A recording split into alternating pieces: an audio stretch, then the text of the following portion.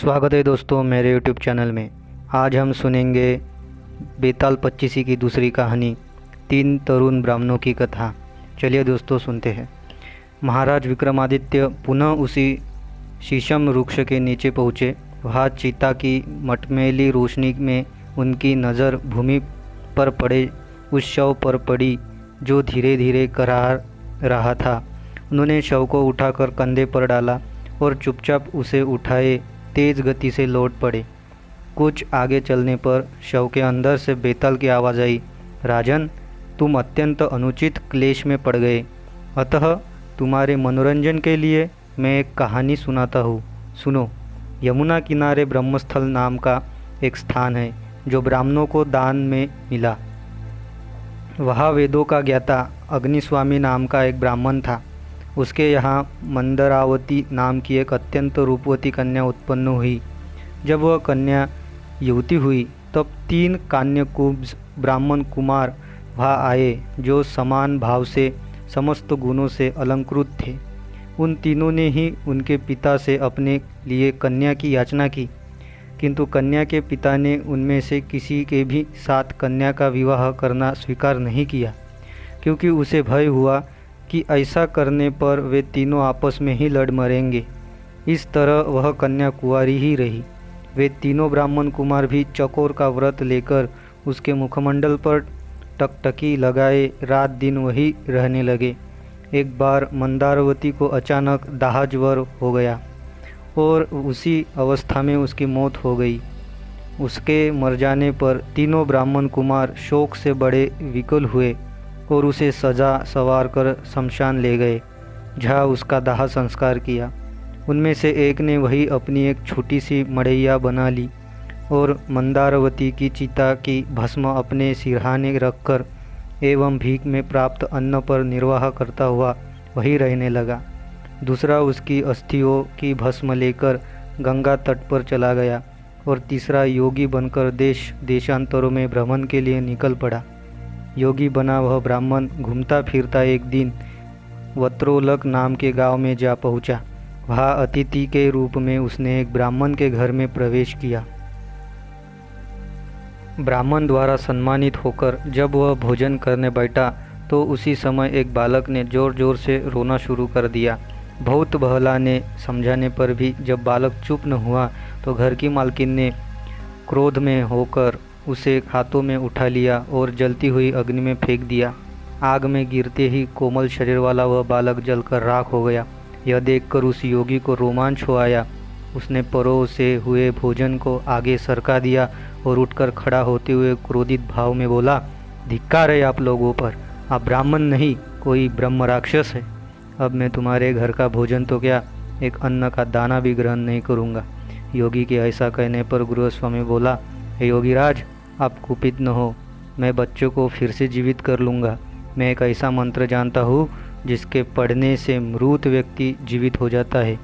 यह कहकर वह गृहस्थ एक पुस्तक ले आया जिसमें मंत्र लिखा था। उसने मंत्र पढ़कर उससे अभिमंत्रित घुल आग में डाल दी। आग में धूल पड़ते ही वह बालक जीवित होकर जो का त्यों आग से निकल आया। जब उस ब्राह्मण योगी का चित्त शांत हो गया तो उसने भोजन ग्रहण किया। गृहस्थ ने उस पुस्तिका को बांधकर खूंटी पर टांग दिया और भोजन करके योगी के साथ वही सो गया। गृहपति के सो जाने के पश्चात वह योगी चुपचाप उठा और अपनी प्रिया को जीवित करने की इच्छा से उसने डरते डरते वह पुस्तक खूंटी से उतार ली और चुपचाप बाहर निकल आया।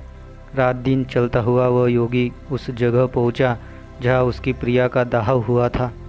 वहां पहुंचते ही उसने उसे दूसरे ब्राह्मण को देखा तो मंदारवती की अस्थियां लेकर गंगा में डालने गया था।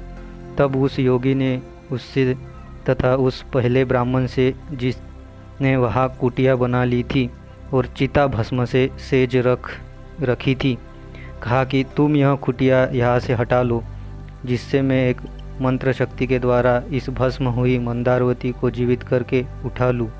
इस प्रकार उन्हें बहुत समझा बुझा कर उसने वह कुटिया उजाड़ डाली। तब वह योगी पुस्तक खोलकर मंत्र पढ़ने लगा। उसने धूल को अभिमंत्रित करके चिता भस्म में डाल दिया और मंदारवती उसमें से जीती जागती निकल आई। अग्नि में प्रवेश करके निकलते हुए उसके शरीर की कांति पहले से अधिक तेज हो गई थी।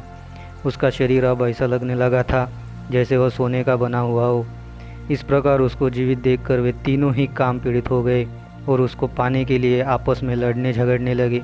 जिस योगी ने मंत्र से उसे जीवित किया था वह बोला कि वह स्त्री उनकी है, उसने उसे मंत्र तंत्र से प्राप्त किया है। दूसरे ने कहा कि तीर्थों के प्रभाव से मिली वह उसकी भार्या है।